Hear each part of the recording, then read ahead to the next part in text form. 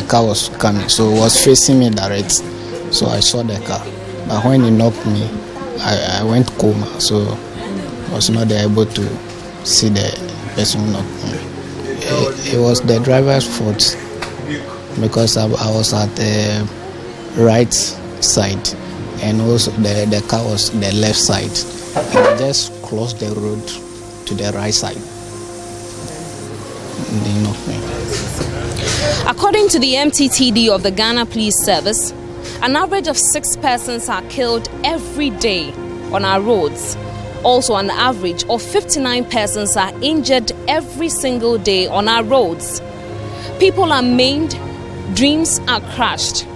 In this documentary, it is my aim to find out how we can reduce these increasing figures of road crashes on our roads every single day. The crashing alternative is one you cannot risk. My name is Minna Dablu.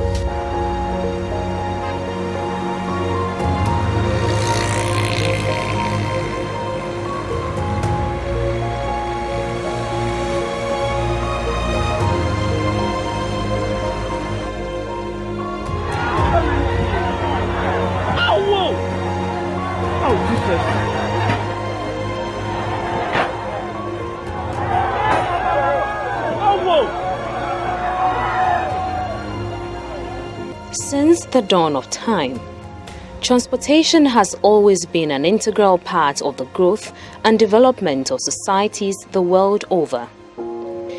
Evolving technology has changed the way people move from one place to another. Planes by air, cruise ships by sea, and cars by road. When in 1885, Carl Benz rolled out his three-wheeled vehicle, which was the first to combine an internal combustion engine with an integral chassis, the world applauded.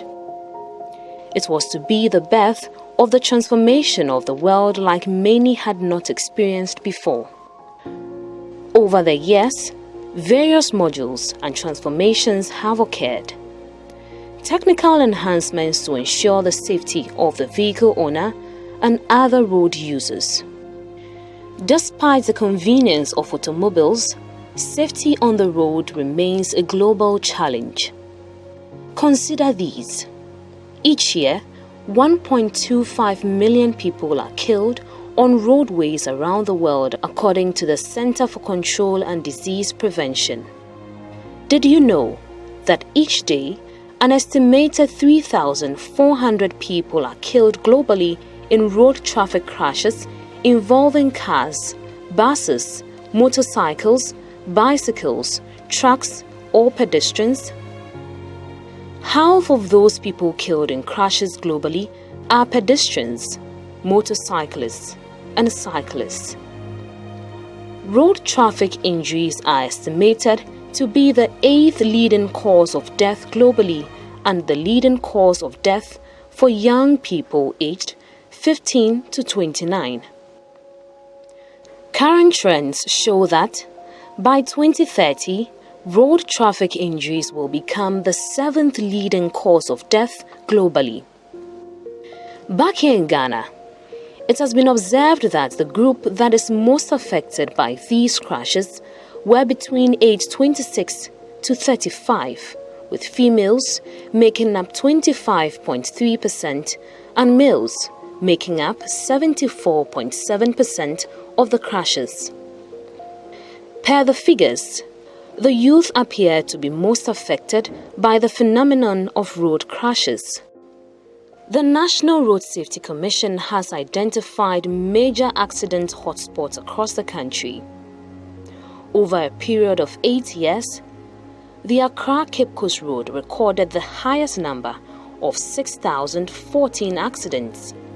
The Accra-Aflao stretch followed with 3,919 accidents, while the Kumasi to Techiman Road recorded 1,702 accidents. The Kintampo-Tamale stretch recorded 939 crashes, with Takoradi Elubu coming with 839 crashes. Also, according to the National Road Safety Commission, the Tamale-Bolga Road recorded 780, while Techiman Kintampo Road recorded 532 accidents. Sunyani Bamboy Stretch recorded 478 crashes. The Wa Bamboy Road, 354 accidents. The Hohoi Nkwanta Stretch recorded 240 accidents. Another identified hotspot is the Nkwanta Yendi Road, which recorded 238 crashes.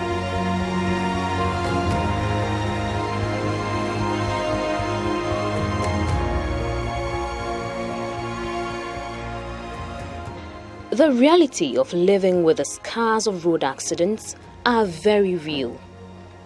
From fractured bones to shattered livelihoods, hundreds of people are affected with every road accident that occurs on our roads. The effects are numerous.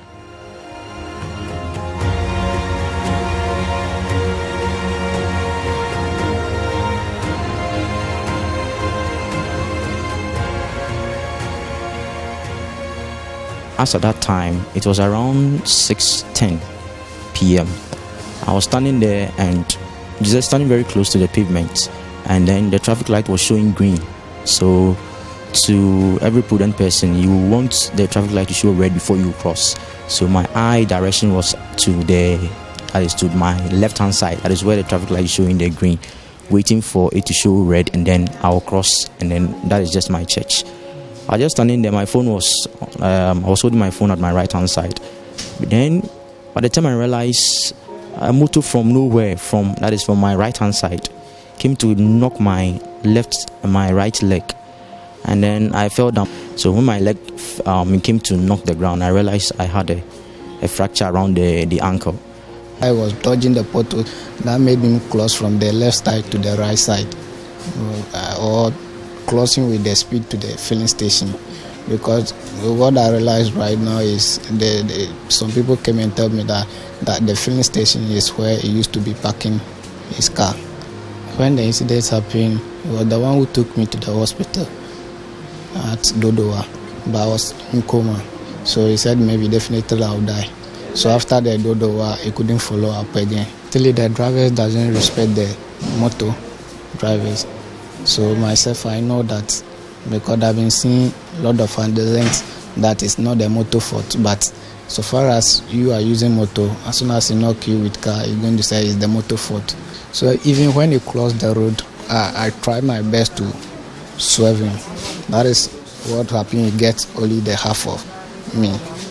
Yeah, like he's going to knock me to pass top of me because you close the road directly to meet me one-on-one. But I try to swerve and it gets the half of my body. Survivors of road accidents do not escape it all. They have to live with the scars of their choices for the rest of their lives. This time the motor accidents are dominating. Most of them are motor accidents.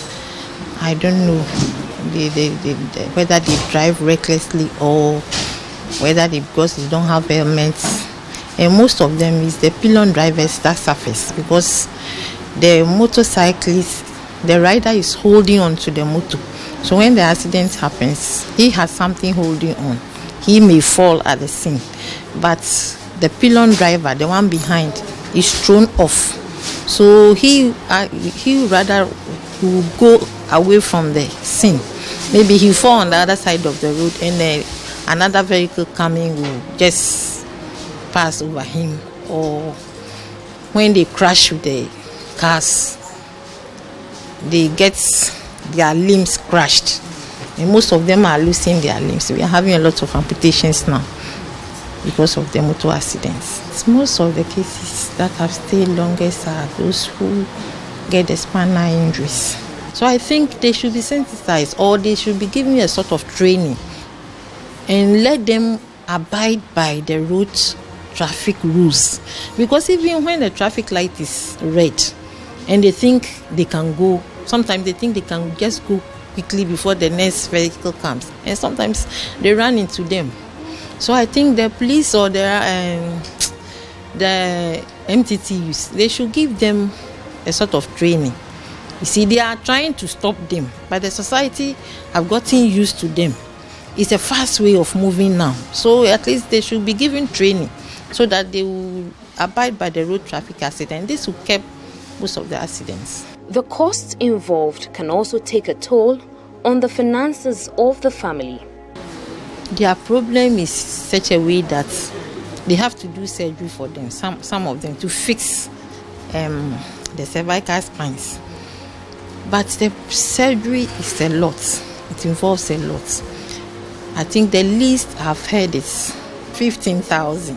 And most of the cases, they tell them when we fix, once there's an injury to the nerve, it's irreparable. So sometimes they will fix the bone for you, but you can't walk again. If you are lucky, we'll do physio training. With physio, it might help you. Others, they are just fixing the spine for you to sit in a wheelchair. You see, so some of them, when they are told this, and the money that will go into it, they refuse the surgery, and they take their patients home rather. So far, between January and June this year, with the 1,212 that have been killed within 6 months, 397 are pedestrians. It's telling me that about 33, any 100 dead within these 6 months, about 33 are pedestrians. And you observe per crashes that some of them are crashed at level crossing. Okay, so we want to find out are such places treated, are pedestrians provided with pelican crossing that have functioning traffic lights? Do we have visible zebra crossings? Are the footbridges adequate and user-friendly, among others? You want to find out. And for example, all urban roads in urban environment have got adjoining or have got pedestrian walkway abutted to the road and all that. You want to find out. And when we begin to find out, some of these things are nil, zero. It tells you that there's a threat to majority of road users who are on foot, who happen to be vulnerable, including the physically challenged, the blind, those who are old persons who are on foot. We have children, among others, who cannot judge speech very well.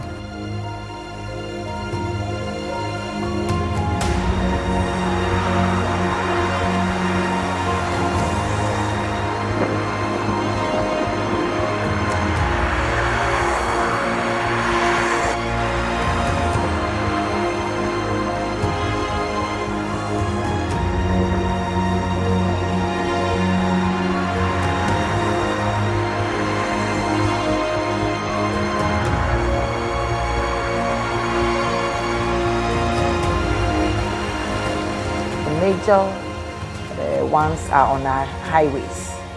You will find out that maybe about 80% of the crashes that occur are on our major highways. And therefore, as a commission, we have even identified the roads that are, should I call them, crash-prone roads. So you see that the condition of the road itself also becomes problematic, because if the roads, those are the roads that accidents happen, either they are very good and people are speeding, or we have a lot of potholes and people try to dodge those potholes, and then they come into the lane of the other driver, and then there's head-on collision. So it's between those two. But about 60% of the accidents that happen are on straight roads. So it gives the indication that it is on the sections that we have high speeds. That is where we have the crashes. There it is the human being, because we have speed limits, and the speed limits we have on our major have not been stipulated for for the sake of it. There's a purpose. If you are hit at 80 kilometers per hour, the probability that you survive is about 20%. And you die maybe 80%. So at least there's some chances of you surviving. If it's at 50%, you can survive it. Maybe it's just you have some broken limbs, etc. But if the road, you are moving at 100 and over 100.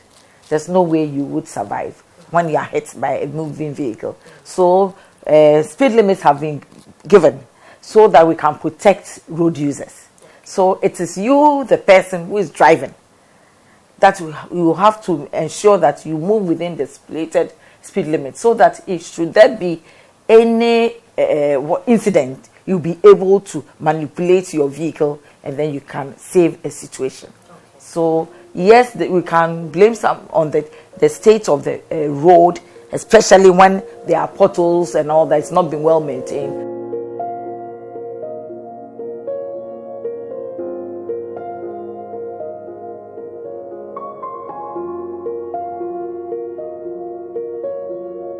We keep blaming the various authorities for not providing enough road signs on our road for drivers. But this is a typical example of public negligence. As you can see here, it is a different advertising company advertising that you join Illuminate today and get your heart's desire. This is not the purpose for this. It was supposed to be a zebra crossing sign, but as you can see, it is serving a different purpose. Road markings are purposed to guide and control traffic on the road and also supplement the function of traffic signs. But over time, they fade away and hinder the safe, smooth and harmonious flow of traffic. At night, road accessories are provided to guide drivers and other road users on the road. Road accessories like traffic lights, cat's eye, and sun-reflective roadside pillars are lacking on our major highways and where it seems necessary. It has been observed that hawkers are more exposed to road traffic accidents than any other group. They have to maneuver between cars and motors to make a living at the risk of losing their lives.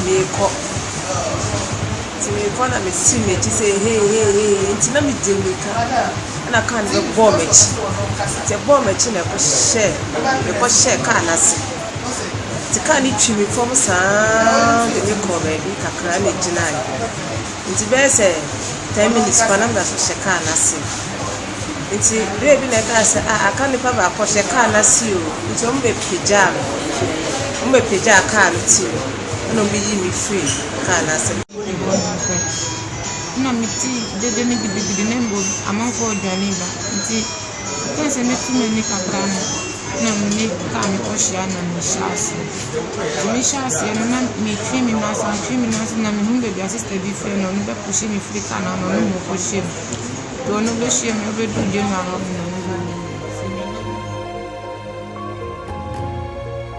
The National Road Safety Commission, in partnership with some organizations, have in the past provided notices at the various crash hotspots across the country.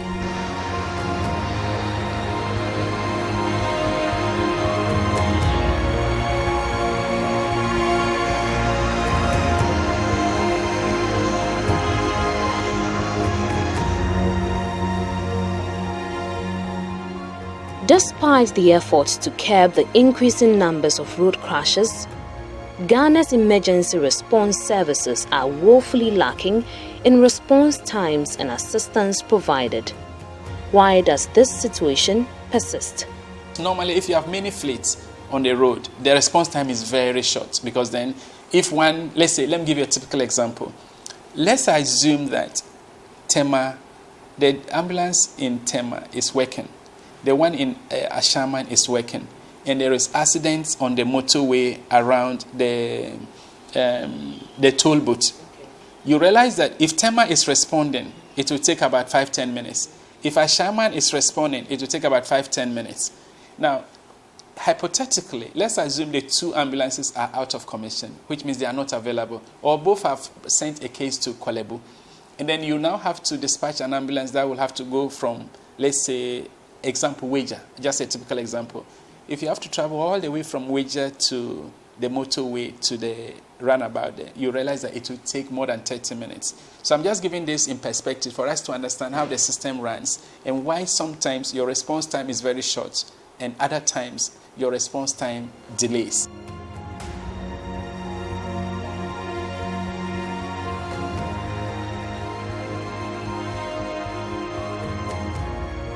A good percentage of the people in Ghana use public transport as the main means of getting around. Majority of these vehicles are in terrible shape, with most of them in poor conditions. Drivers do not seem to care much about the health and safety needs of their passengers. The state of some vehicles on Ghana's roads appear to be a major contributory factor to the high spate of road crashes in the country. The bigger question, however, is how do these vehicles end up on the streets? The health of the nation's public transport sector is a worry. However, the private vehicle owners share the blame for its current state.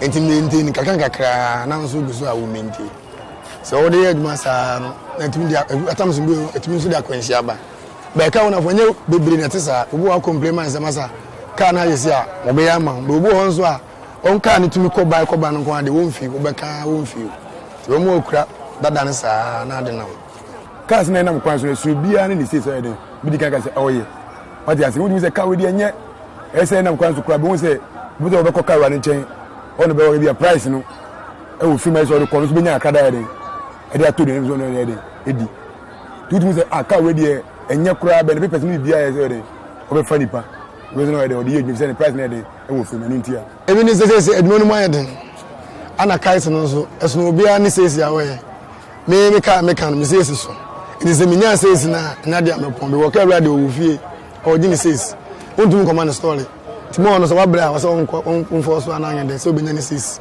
but say sprinter for no no disturb okrom pa we almost say 2 million 2.5 any other than to na disturb pa.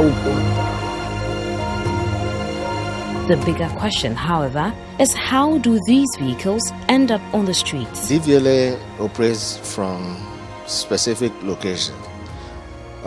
We expect vehicle owners once or at least maximum twice in a year for the owners on their own volition to present the vehicle to us for the tests and award of roadworthy stickers. And again, they have to pay for the fee for that. Now, a lot of vehicles do not turn up at our various testing centers for these tests. And so they end up going to fraudsters who will make fake stickers and give to those vehicles.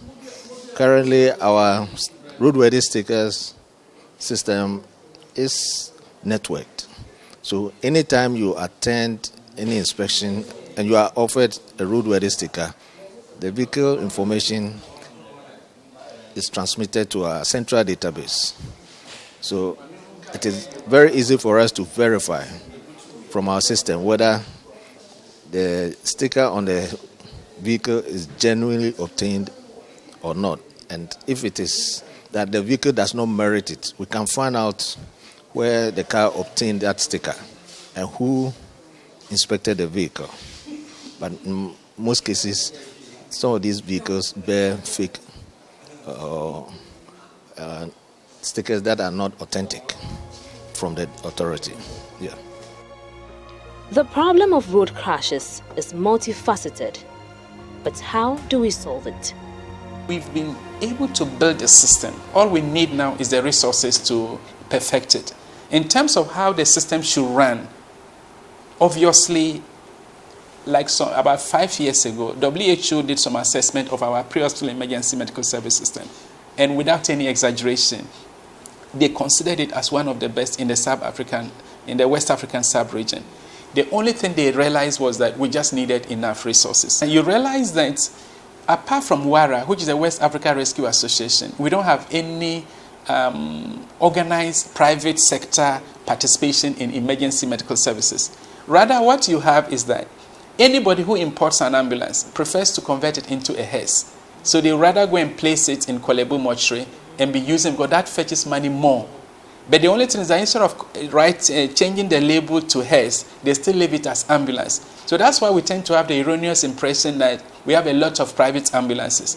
But many of them are rather used as hearses. So if you realize that if you want to check, the private sector is more into health service delivery than emergency medical service delivery.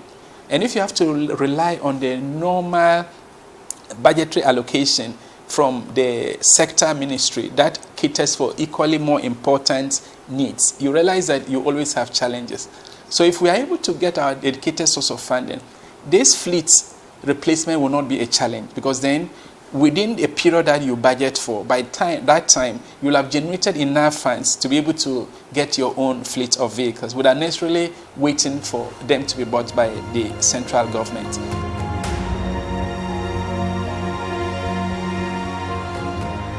The more we delay, maybe because of financial constraints, the more we delay, the more it's also having its toll on us, because safety cannot be postponed, particularly on the road, because in progress, vehicles are moving in and out.